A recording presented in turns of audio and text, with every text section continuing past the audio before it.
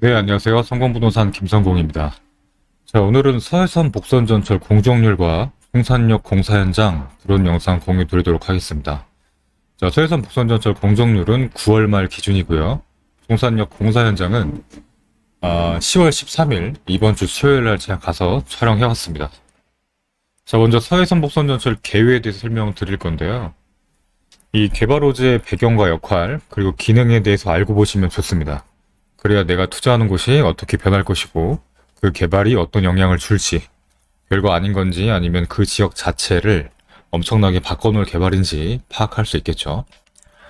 자, 서해선 복선전철 사업은 총 사업비 4조 1천억 원 이상을 투입해서 화성시 송산, 남양 향남, 그리고 평택시 안중, 충남 아산, 인주 당진, 합덕 예산, 홍성을 잇는 약 90km 복선전철 신설 사업입니다. 본 노선은 향후 서해선의 다른 구간들과 그리고 신안산선과의 연결을 통해서 충남 평택 화성에서 안산 시흥, 부천 일산, 광명 금천구, 여의도, 영등포 서울역 이런 수도권 요지로 연결이 가능한 철도입니다. 자, 이 서해선이라는 것을 단편적으로 보면 수도권과 충남만을 연결하는 철도이나 이 철도 개발의 목적을 보면요. 남쪽으로는 장항선과 연결해서 익산에서 전라 호남선과 직결시키고 북으로는 화성 송산에 연결해서 신안산선 그리고 원시 소사 대곡 노선을 연결해서 경의선에 직결해 서해안권 남북 종단하는 간선 철도망을 구축하겠다는 겁니다. 자, 이를 통해 물동량이 급증하는 경부선 철도 용량 부족을 해소하고 수도권 우회 노선을 건설하는 목적이 있는데 서해안권에 없던 남북 정단 간선 철도망을 구축해서 하나의 개발축 형성하는 중요한 철도입니다. 자, 연결되는 철도의 구간을 제가 위성 지도에 표시해 본 건데요. 서해안 고속도로 함께 보면 위처럼 서해안권에 도로망과 철도망이 확보되는 모습을 보이고 있습니다. 자, 경부권인 경부고속도로와 경부선을 가지고 개발된 것처럼 서해안권에도 서해안 고속도로와 서해선 복선전철을 가지고 개발할 수 있는 여건이 확충되고 있는 거죠. 자, 충남 예산의 경우 삽교역사 신설을 위해서 지금 200일 넘게 집회를 하고 있는데요. 철도가 그만큼 해당 지역의 개발과 편의에 큰 영향을 주기 때문에 그렇습니다. 자, 우리 지역에 교통과 일자리가 들어오는 것도 어떤 면에서는 굉장한 축복이겠죠. 현재 서해선 복선전철의 설계, 감리, 노반, 건물, 통신 등 전체 공정률은 약 80%를 넘었습니다. 국가철도공단이 총 10개의 공구를 발주해서 각 공구별로 공사가 순조롭게 진행되고 있죠.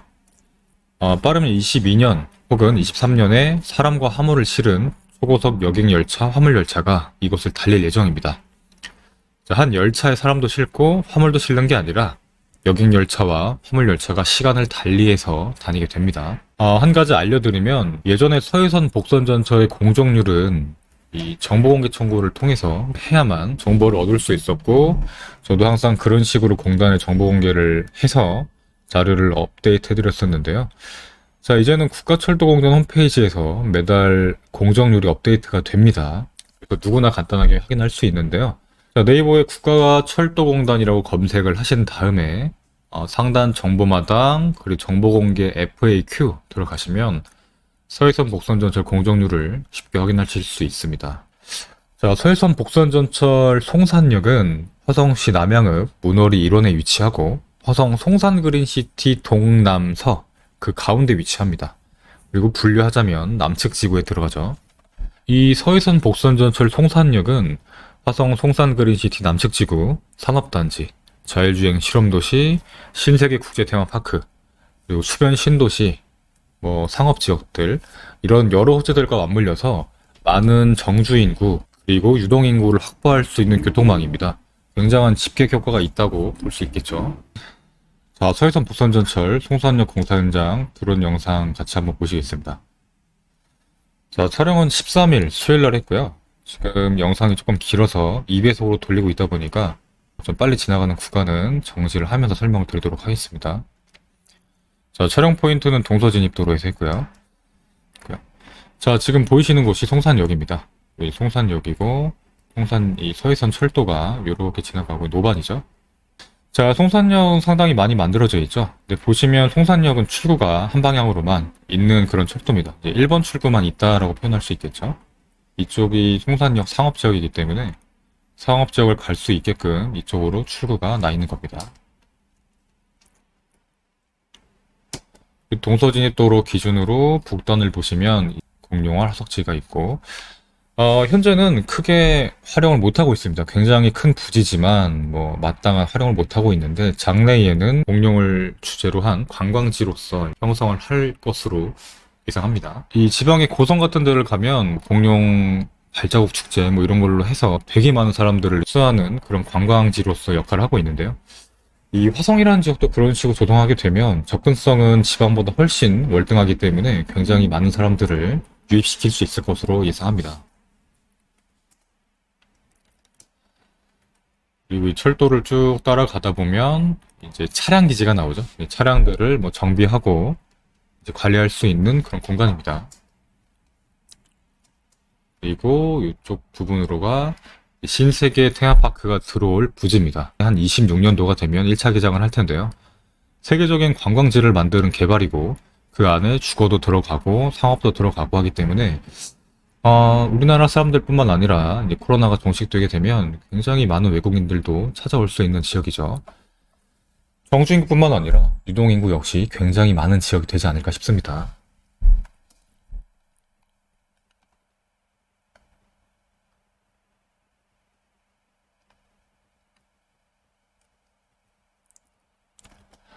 자, 이쪽에서 볼 거는 화성 시청역 쪽에서 송산역 방향으로 이렇게 오른 건데요.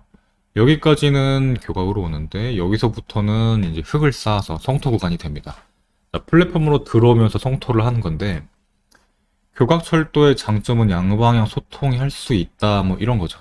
여기 금정에서 3번 같은데 건대 입구 이쪽을 보면 교각철도가 있고 그 아래로 차가 다니는 것들을 볼 수 있는데 성토 구간에서는 이쪽은 이쪽과 단절이 되죠. 건너갈 수가 없고 그래서 이런 식으로 암거를 뚫어서 양방향 소통이 할 수 있게 만드는 겁니다.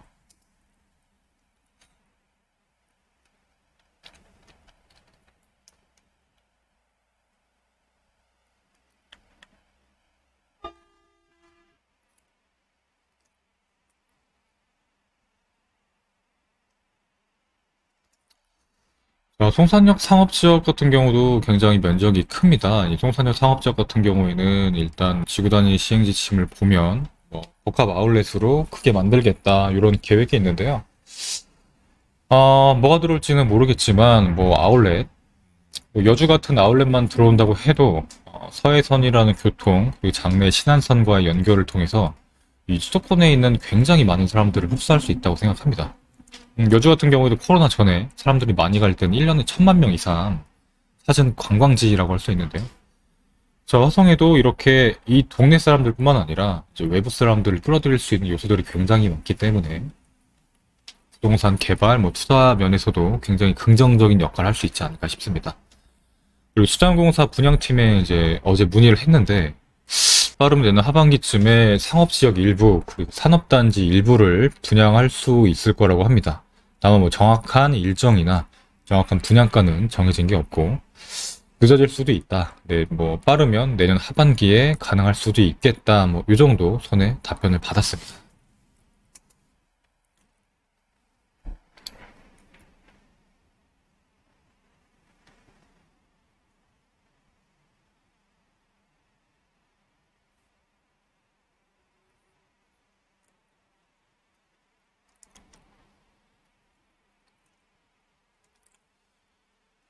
자, 이 교차로 촬영한 이유는요, 지금 동서진입도로가 횡단하는 걸로 만들어져 있는데, 이쪽은 아직 도로는 없습니다. 다만 바닥을 보면 들어갈 수 있고, 나올 수도 있고, 그런 식으로 이제 형성되어 있기 때문에 장래에 여기 도로가 생길 것이라고 보고, 이미 화성시 행정지도에는 이 도로의 그림이 그려져 있죠. 지난번에 지역 설명 드리면서 화성시 행정지도에 대해서 설명을 드렸는데요. 화성시 행정지도는 화성시 홈페이지에서 화성시 소개에 들어가서 화성시 행정지도 다운로드를 하시면 큰 지도가 나오고요. 우리가 보고자 하는 화성 송산 그린시티 쪽에 보시면 송산역 위아래로 이미 도로가 하나 그려져 있는 것을 볼 수 있습니다. 아직 미개설이고 계획이긴 하지만 생기게 되면 이 위쪽으로 철도 차량기지 지나고 뭐 신안산 국제테마파크역 지나서 세솔동까지 들어갈 수 있는 도로가 만들어지게 될 겁니다. 아래쪽으로는 지금 이미 수자원공사 부지이기 때문에 여기는 이미 도로가 그려져 있죠. 도로가 굉장히 이런 식으로 도로가 이렇게 들어갑니다. 상업지역으로 바로 들어갈 수 있는 가 생길 예정이죠.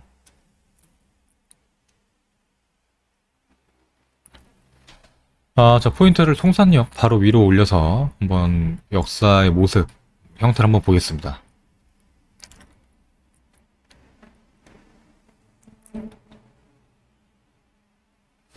자, 송산역의 경우 이제 한 방향으로만 출구가 있는 철도이기 때문에 보시면 이렇게 에스컬레이터나 계단 타고 이쪽으로 나가게 되겠죠.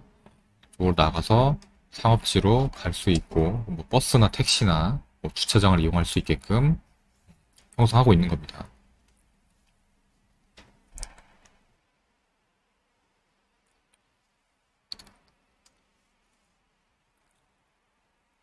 자, 반대편에서 바라본 모습입니다. 지금 송산역 조감군도 같은 거를 보시면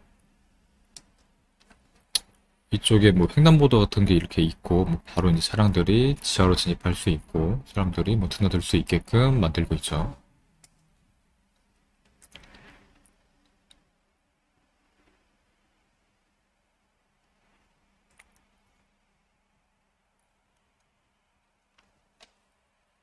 지금 보시는 거는 지금 서측지구 예정지를 보시고 있는 거고, 이쪽은 자율주행 실험도시 KCT입니다. 지금 송산역 상업지역의 좌측으로 남측지구 산업단지의 상단으로 KCT라는 자율주행 실험도시가 생겨 있는 거고요. 보면 가상의 도시를 만들어서 이제 차량에 운전자 없이 하는 이 실험들, 연구 기술들을 개발하고 있는 건데요. 실제 공도에서 하면 위험하기 때문에 이렇게 가상의 도시를 만들어서 도로도 깔고 마치 건물도 있고 주차장도 만들어서 이 안에서 실험하고 연구하고 뭐 그런 걸 하는 공간입니다.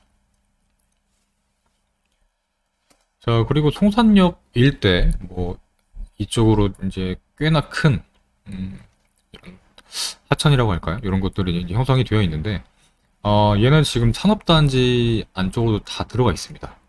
그래서 송산 그린시티가 지금 지향하는 바가 이제 어떤 거냐면 이 동서진입도로에서 공사 현장 같은 거를 좀 도로를 타보면요, 이런 게 붙어 있죠.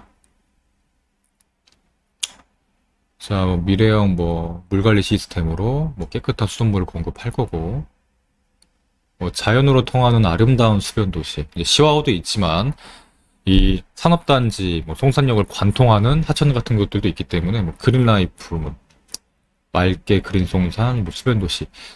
송산의 테마는 친환경, 그린, 수변 이런 거인 것 같아요. 푸른 도시 뭐 이런 것들.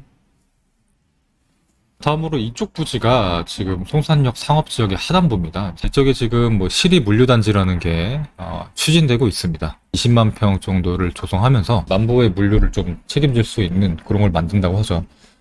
동탄에도 물류단지가 생겼죠. 동탄 신저고 문화타운 쪽에 생겼는데 시리 쪽도 하나 필요하다는 판단에 의해서 조성하려고 추진하고는 있습니다. 근데 이제 매스컴이나 뭐 블로그 유튜브 하는 분들이 조성이 뭐 100% 기정사실, 뭐 이미 추진 중이고, 뭐 진행 중이고, 착공에 들어갔고, 뭐 그렇게 좀 오해할 수 있게 표현을 하시는데, 뭐 아직 진행되는 건 없고, 다만 뭐 지주들과의 뭐 수용이나 이런 절차는 아직 이루어지지 않았습니다. 보상에 대한 계획도 아직 없고, 그래서 이쪽은 지금 국가 소유의 땅도 있고 일반 토지 지주들의 땅도 있는데 아직은 구체적으로 진행되고 있는 건 없는 것 같아요. 뭐 코로나 영향인지 최근에 좀 난리 났던 뭐 그런 대정동 관련된 이슈 때문인지 몰라도 조성하게 되면 화물철도 역할을 하는 서해선 복선 전철과 연계를 통해서 꽤 괜찮은 물류단지로 만들어질 것으로 예상은 하지만 뭐 아직까지 100% 만들어지는 건 아닌 것 같고요. 왜냐면 모든 개발들이 다 진행되지 못하고 여건이 안 되면 무산되는 경우도 있고 합니다. 그래서 좀 더 진행 상황을 보고 그때 정보를 좀 더 구체적으로 드리려고 하고요. 뭐 저도 블로그나 유튜브에 아직은 이쪽을 뭐 개발 호재라고 표시하면서 설명하고 있지는 않습니다.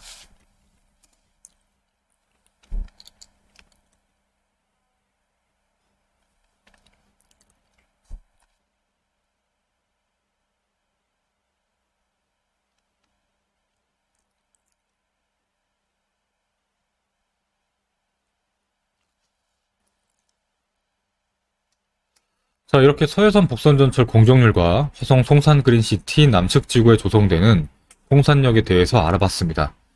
교통과 일자리는 해당 지역 경제 발전과 부동산 개발에 가장 큰 영향을 주는 것들인데, 화성 송산 그린시티에는 두 가지 다 들어오고 거기다 관광이나 상업 같은 요소들이 추가가 되죠. 현재 추진 그리고 계획된 개발들이 하나씩 진행되고 진행 중인 개발들이 하나씩 완성되면서 해당 지역은 굉장히 많이 바뀌게 될 겁니다. 지금은 시골이고 논밭 임야가 많지만 시간 지나면서 굉장한 지역이 되어 있을 것이고 땅들의 가격과 가치 역시 많은 차이가 있고 변화가 있겠죠. 저는 이제 부동산도 하지만 이 지역에 실제로 투자한 한 사람으로서 정말 엄청난 지역이 될 거라고 생각합니다. 자, 이런 여러 개발들의 성격과 지역의 전망들을 잘 살펴보시면서 투자에 도움되시길 바라겠습니다. 자, 오늘 영상 이걸로 마치고요. 오늘 영상이 도움이 되셨다면 구독과 좋아요 부탁드리겠습니다. 감사합니다. 성공부동산 김성공이었습니다.